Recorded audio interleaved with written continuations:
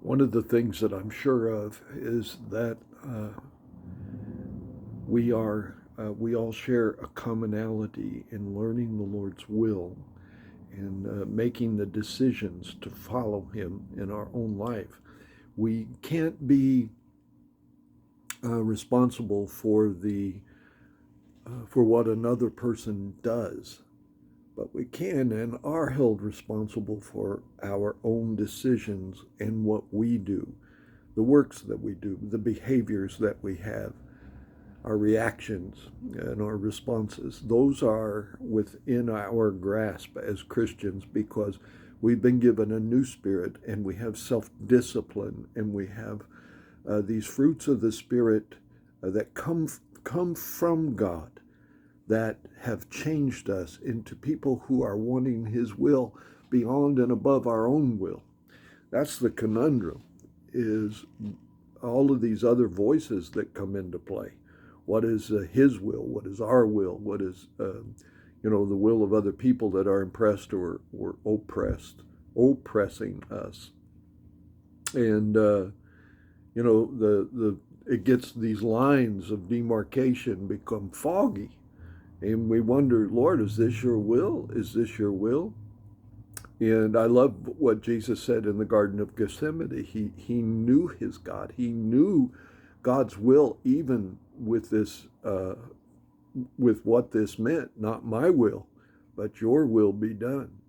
This thing that he did when he walked up that hill to the carrying that cross to Golgotha, he was doing the Lord's will.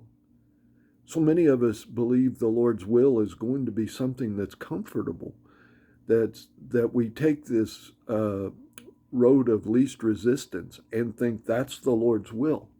Or we take this blessing and we automatically think that if it's somehow good for ministry or good for us, and it feels good and it rewards us, that it's God's will.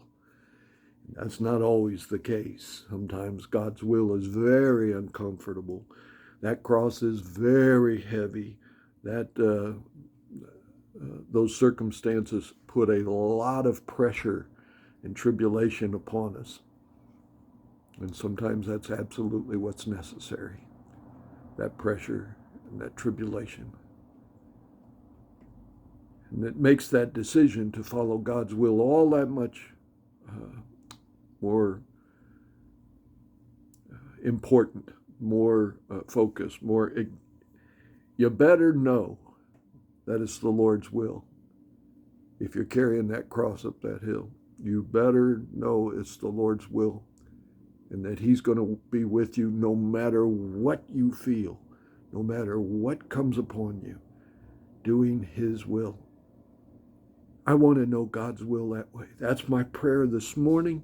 That's been my prayer for this week, is just this intense desire to know His will. I see it in the model of Jesus.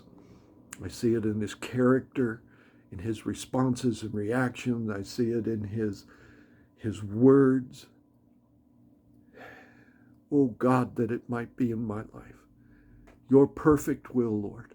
I do not want to settle for less than the Lord's perfect will.